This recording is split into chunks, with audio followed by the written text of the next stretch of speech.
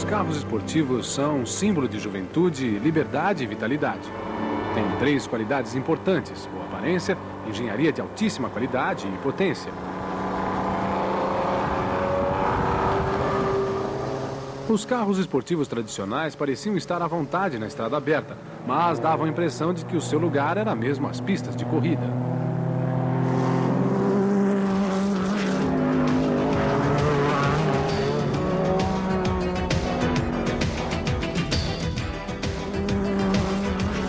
Atualmente, há carros esportivos que só podem ser dirigidos nas pistas de corrida a uma velocidade de mais de 300 km por hora. Nas pistas, o importante é vencer e atrair a atenção dos compradores potenciais. Atualmente, a pista tornou-se uma extensão do salão de exposições. Antigamente, as corridas de carros esportivos que eu conheci na Irlanda eram, vamos dizer, menos importantes do que as comemorações que fazíamos depois nos pubs. Sabe, o primeiro homem que se sentasse no banco do pub e pegasse uma caneca ganhava a corrida. Mas agora trata-se de alta tecnologia, agora temos os principais fabricantes que querem conseguir pontos para sua companhia, seus carros, suas peças, e obtém isso tendo sucesso na corrida.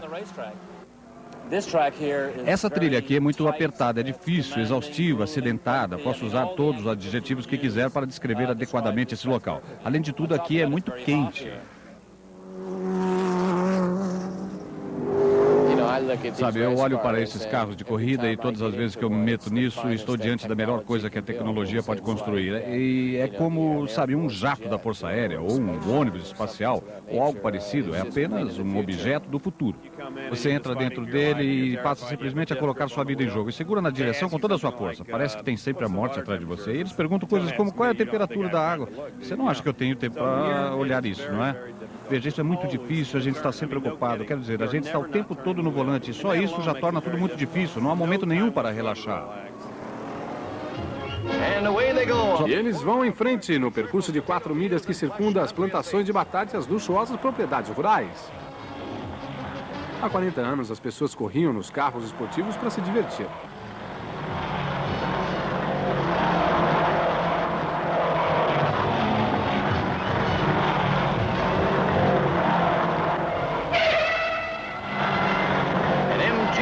Esse MG errou a curva.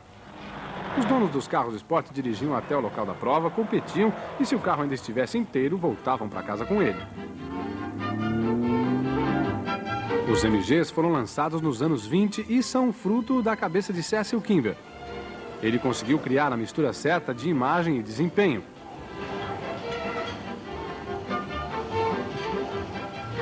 Como eram também dirigidos nas estradas comuns, tinham de ter paralamas, faróis e pisca-pisca.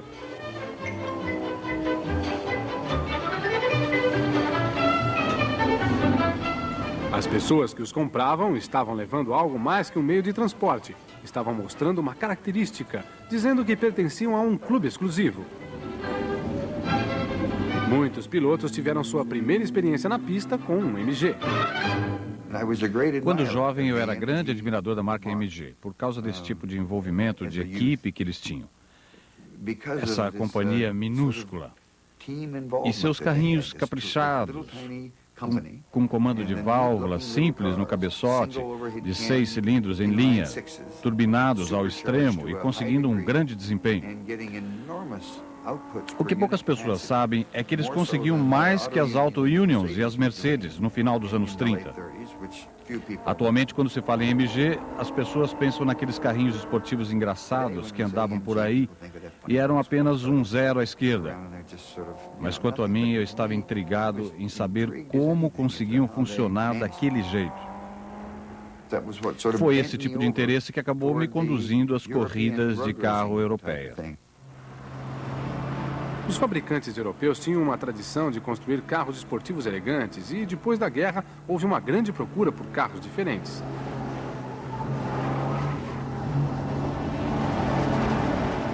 A Jaguar entrou para esse mercado em 1948 com o XK120. Era um carro de passeio com potencial para corridas, podia fazer até 200 km por hora.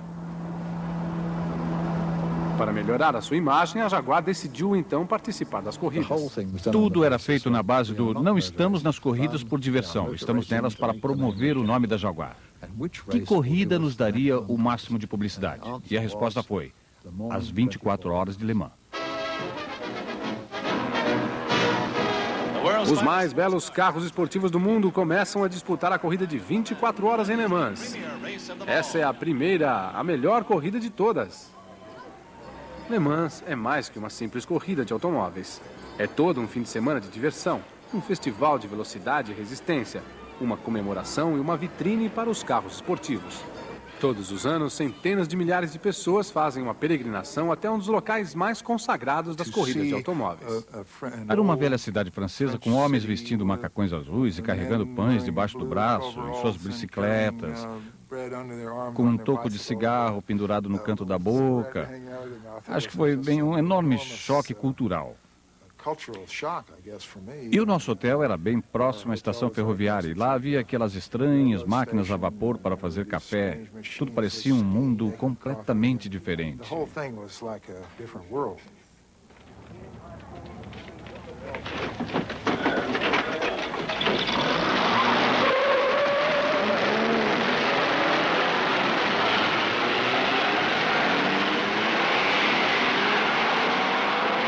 O circuito histórico tem sido usado desde os anos 20. Gerações de pilotos aprenderam as famosas curvas Arnage, os S's, o Tertre Rouge. Um elo com o passado é a Mulsanne Straight, uma estrada pública que todos os anos é fechada para a corrida. Havia 2 ou 3 curvas que eram traiçoeiras e onde a gente tinha de usar toda a estrada. Por isso era um desafio. Não era um circuito cansativo, porque íamos dar na Mulsanne Straight, onde podíamos relaxar e deixar o carro andar sozinho.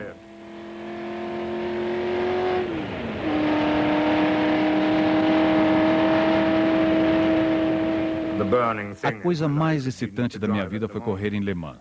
Ao contrário de muitos dos pilotos do Grand Prix, eu realmente gostava desse circuito. Gostava de entrar num carro e apenas dirigir e correr para frente.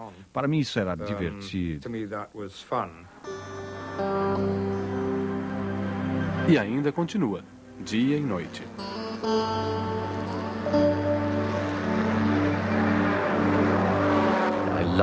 Adoro pilotar à noite em Le Mans. É muito excitante. Agora não tanto, pois eles colocaram lá aquelas chicanes idiotas. Mas certamente na velha reta era fantástico descer aquela reta 230. A gente só precisava olhar para cima e ver as estrelas e tudo mais. Era maravilhoso. Sabe, a gente não consegue explicar às pessoas que pode ser romântico dirigir a 230 milhas por hora. A maioria acha que uma corrida é muito tensa. A gente enxerga tão longe além do para-brisas que o céu encontra o horizonte. E é só olhar para fora e ver as estrelas, é uma experiência incrível, maravilhosa.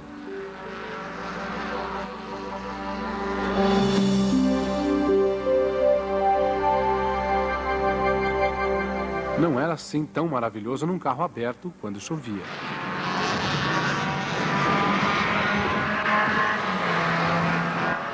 Eu já fiz várias corridas com chuva.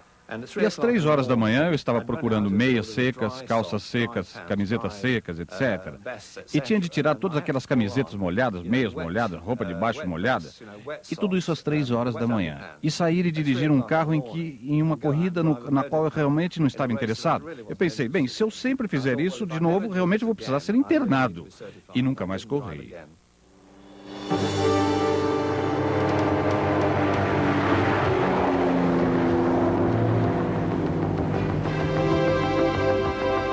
A Jaguar levou o XK para Le Mans em 1950, mas só conseguiu o 12º e o 15º lugares. Para 1951, construíram um novo carro, especialmente para a corrida, o modelo C. A Jaguar sabia que eles tinham potencial para vencer.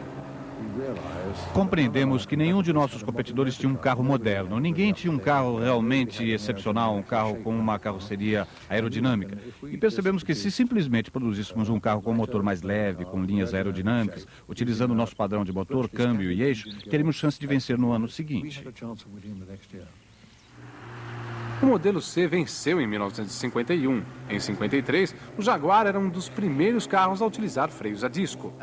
Em Le Mans, um carro que utilizasse qualquer outro tipo de freio tinha de cuidar muito bem deles para conseguir chegar até o fim da corrida. E os Jaguars podiam se permitir utilizar os freios do início ao fim da prova. Os carros modelo C chegaram em primeiro, segundo e terceiro lugares. Em 52, a Mercedes começou a participar das corridas com o agora lendário 300 SL. Ele causou um impacto instantâneo no circuito. A Mercedes continuou a investir muito nas corridas. Comandada pelo seu também lendário diretor, Alfred Neubauer, era uma equipe que os outros tinham de se esforçar muito para vencer. Sua engenharia de primeira era famosa, assim como sua orientação. Possuindo os melhores pilotos, tornou-se um forte oponente. Em minha opinião, na minha época, a Mercedes era a maior equipe do mundo. Tinha nome, história, carros e mecânicos.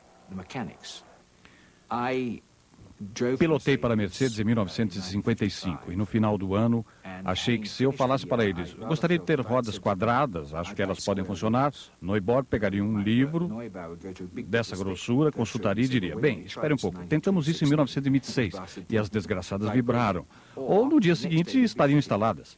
Havia coisas naquele carro que eu me lembro de uma vez em Monza, em que uma pedra quebrou o meu para-brisas, que era só desse tamanho, bem pequeno, mas não era possível dirigir sem ele, pois a pressão do vento em Monza era enorme, quero dizer, eu estava a 160, 170 na pista. E a primeira notícia que os mecânicos tiveram disso foi quando eu entrei no box apontando, estou sem para-brisas, o que não é uma coisa fácil de perceber, porque aquele para-brisas era bem pequeno.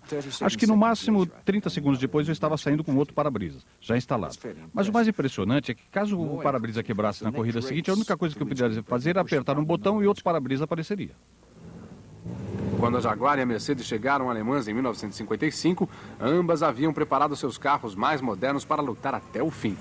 Havia pouca diferença na potência e na velocidade entre o modelo B da Jaguar e o modelo 300 SLR da Mercedes. Ambos tinham resistência. A corrida então seria decidida pelos pilotos. A equipe Mercedes incluía Fangio, Moss e o piloto francês Pierre Lefebvre. As esperanças da Jaguar estavam depositadas em Mike Hawthorne.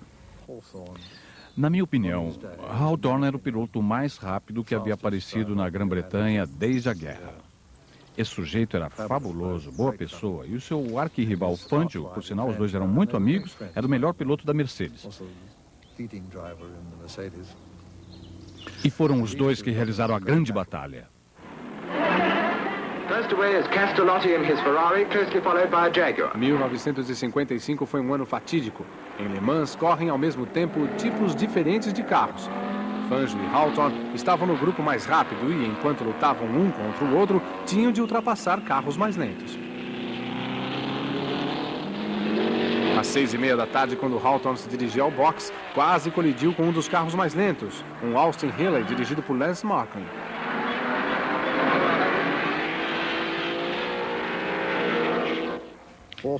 Hawthorne vinha vindo, ultrapassando, vindo para o box sem se desviar. Atrás dele estava Lefebvre, pilotando a Mercedes, e logo atrás Fangio quase ultrapassando. O primeiro carro a aparecer foi Hawthorne. E fiquei contente em vê-lo, pois percebi que ele estava agora na liderança. Então ele me passou e ficou na minha frente. E para meu assombro, sua luz de freio acendeu e eu pensei, por que diabos ele está fazendo isso? Ele viu o Jaguar frear bem na sua frente e desviou para a esquerda para evitá-lo.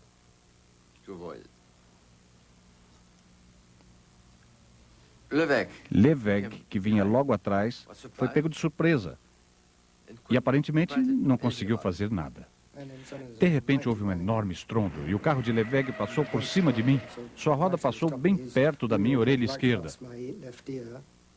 Passou tão perto que eu pude sentir o calor de seu escapamento enquanto ele passava. A Mercedes de Lefebvre tinha batido no carro de Macklin. Bateu então na barreira e pegou fogo.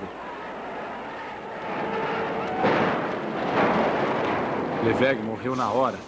Pedaços do carro voaram em cima do público. O que eu ouvi depois foi todo aquele estrondo e todo aquele barulho de lataria, os batidas de carro e tudo acontecendo ao mesmo tempo. E as pessoas estavam entrando em nosso box pelo lado da pista, tentando sair pela porta dos fundos, que estava trancada. E não sabíamos a dimensão de tudo aquilo, porque tudo estava acontecendo do outro lado, mais ou menos 20 ou 30 metros de distância.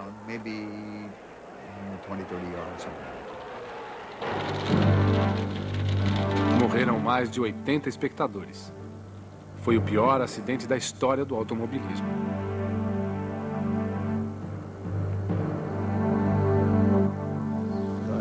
Acho que o que tinha de ser considerado e finalmente foi decidido é que aquilo foi uma fatalidade e que ninguém poderia ser responsabilizado pessoalmente pelo acidente. Foi simplesmente uma combinação de circunstâncias que provavelmente jamais ocorrerá de novo, assim esperamos. A corrida continuou, embora sem a Mercedes, que se retirou em respeito aos mortos. No final daquela temporada, abandonaria o automobilismo. Hawthorne conseguiu uma triste vitória para a Jaguar.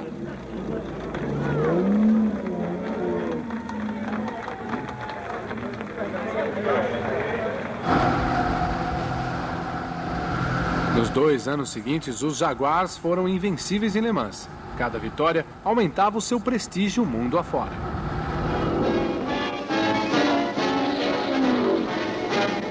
Os grandes corredores britânicos continuam uma série fenomenal de vitórias em todos os setores do automobilismo. Chegaram em primeiro, segundo, terceiro e quarto lugares em Le Mans.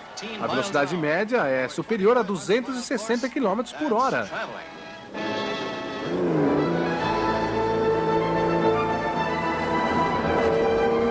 O padrão em Le Mans sempre foi uma empresa ficar na liderança durante alguns anos e depois ter seu lugar tomado por um desafiante que deseja investir nas corridas.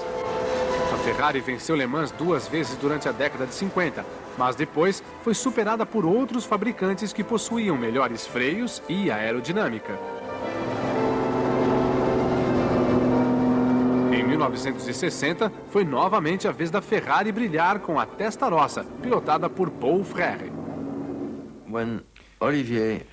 Quando Olivier Gendbain e eu vencemos Le Mans com uma Ferrari em 1960, era o ano em que o regulamento determinava que o para-brisa devia ser 25 centímetros mais alto. Por isso, eles simplesmente colocaram um para-brisas maior e não alteraram em nada a aerodinâmica do carro. E eu achei o carro tão lento nas retas que eu mesmo peguei um cronômetro e marquei meu tempo. De uma maneira diplomática, Paul Frère sugeriu a Enzo Ferrari que seus projetos eram ultrapassados. E sua resposta muito típica foi: bem, como você sabe, a aerodinâmica é muito boa para as pessoas que não conseguem fazer bons motores. De qualquer forma, os carros da Ferrari continuaram vencendo em Le Mans. Este é um carro norte-americano pilotado por Maston Gregory de Kansas City e Jochen Rindt da Áustria. Apesar de seu dono ser de Nova York, trata-se de uma Ferrari italiana e, quando atravessou a linha de chegada, completou o 6º ano consecutivo de vitórias da Ferrari. Uma vitória norte-americana numa corrida francesa e com um carro italiano.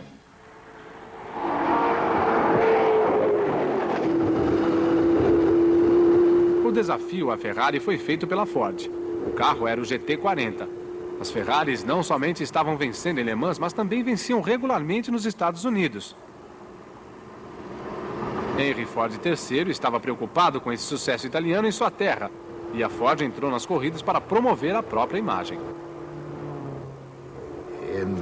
No começo da década de 60, isso parecia uma boa ideia, e de fato era, porque despertava um enorme interesse pelos carros. E isso abria as portas para o controle, a direção dos carros, para os desenvolvimentos técnicos e os freios a disco e todas essas coisas novas que de outra forma não seriam acessíveis. Em primeiro lugar, a Ford tentou comprar a Ferrari. Não era só uma questão de dinheiro, era um problema cultural e a proposta não foi aceita. Era como tentar misturar pipoca e macarrão. Eu não acho que fosse uma receita muito boa. E no fim a decisão foi fabricarmos nós mesmos os GT40. Em Le Mans, em 1966, os GT40 chegaram em primeiro, segundo e terceiro lugares. Depois de investir 150 milhões de dólares, a pipoca venceu o macarrão. Naquela época estávamos fazendo 209 milhas por hora na Mulsanne Strait. E mesmo hoje acho que não consegue fazer mais de 230. O próprio carro, bem dirigido, era muito, muito bom. Era um carro simples de se lidar. Mas você podia forçá-lo um pouco mais se fosse necessário. Seu desempenho era progressivo e controlável. Era um carro realmente muito, muito bom. Já deveria ter vencido Le Mans muito antes.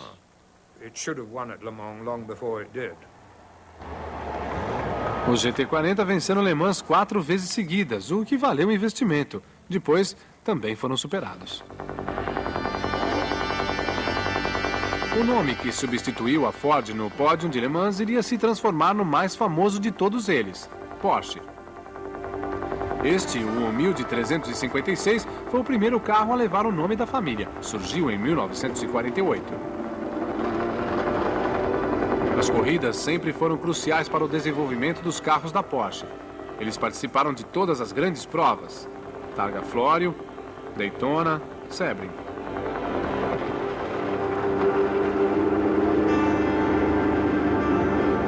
Até 1970, haviam feito 17 tentativas para conquistar uma vitória absoluta em Le Mans.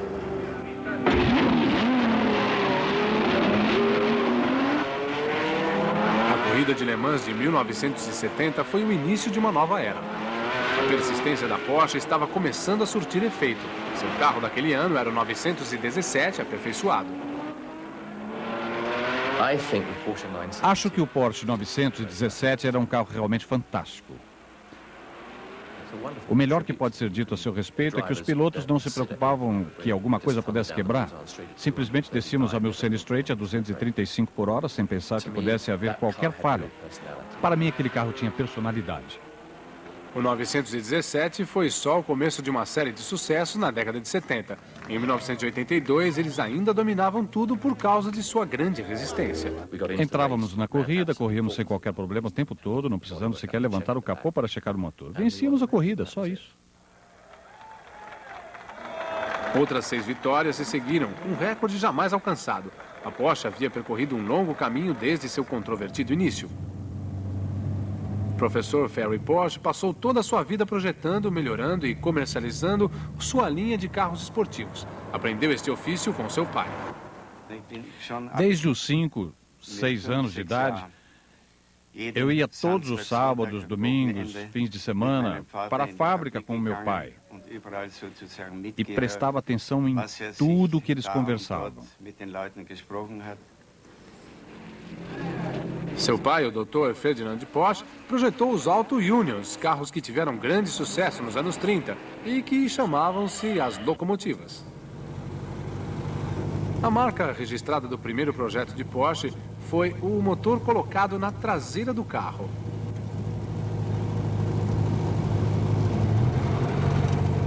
A ideia foi desenvolvida por Ferdinand Porsche e acabou se convertendo no maior sucesso de todos os tempos, Volkswagen. O carro do povo foi um sucesso de conceito, projeto e imagem. Adolf Hitler o adorou. Mas depois da guerra, a família Porsche teve problemas devido à sua associação ao esquema nazista. Os franceses queriam a fábrica da Volkswagen como indenização e estavam negociando isso com os demais aliados. E achavam que seria melhor se nós fôssemos dirigir a fábrica para eles.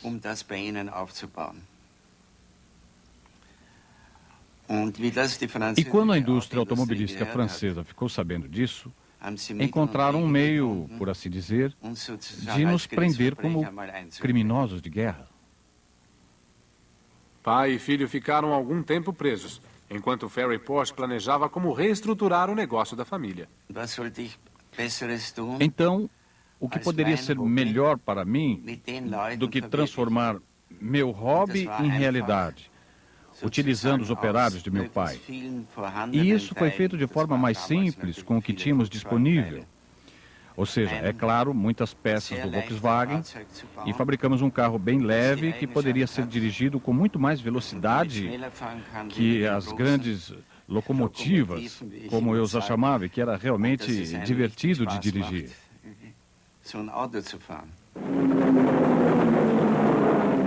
Os primeiros Porsches eram engraçados e velozes. Logo se tornaram a espinha dorsal da estratégia de Ferry Porsche para vender os seus carros. Eu tinha uma fórmula muito simples. Uma página de propaganda custa uma certa quantia. Se eu tivesse sucesso nas corridas, teria essa página de graça e ela com certeza seria lida.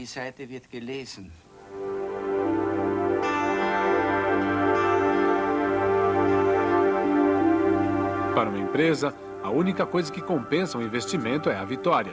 Hoje em dia, o preço da vitória é o preço de vencer companhias já estabelecidas, como a Porsche, onde há uma busca constante e meticulosa por aperfeiçoamentos técnicos. Ao contrário dos carros esteticamente agradáveis dos anos 50, o desenho do atual Porsche de corrida não é mais determinado pela moda, mas pelo desempenho. O que conta é chegar aos 150 km por hora em 10 segundos, brecar de 180 a 0 em 5 segundos. Conseguir esse desempenho é muito caro. É um preço que qualquer companhia séria que deseja vender carros esportivos deve pagar. Ela tem de pagar por sua reputação e por sua imagem. É o que os japoneses estão fazendo, um investimento pesado, tanto na Fórmula 1 com o Honda, ou no Grupo C com o Nissan, ambos aqui, e na Europa e com o Toyota. Eles estão construindo sua reputação. As vitórias que o Jaguar conseguiu em Le Mans na década de 50 já lhe proporcionam uma boa posição no futuro.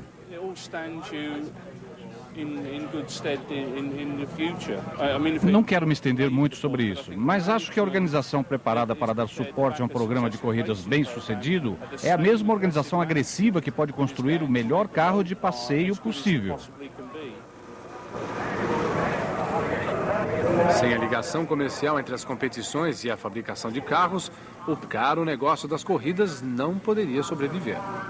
Há 20 anos achei que uma enorme quantidade de elementos dos carros de corrida era aproveitada para os carros de passeio. Há 10 anos atrás também. Hoje em dia, realmente estamos retirando peças de alguns carros de passeio e adaptando aos carros de corrida. Isso é absolutamente verdadeiro. Este é um assunto muito sério. Quer dizer, ninguém estaria nisso a menos que estivesse ligado diretamente às vendas de carros e às fábricas japonesas e aquelas da Jaguar. Acho que as corridas são fantásticas. Na verdade, tecnicamente, há mais campo para inovação e novas ideias do que há nos carros da Fórmula Indy ou mesmo da Fórmula 1. Enquanto houver um mercado para carros sofisticados, os fabricantes vão construí-los. E uma vez construídos, terão sempre de testá-los nas pistas de corrida.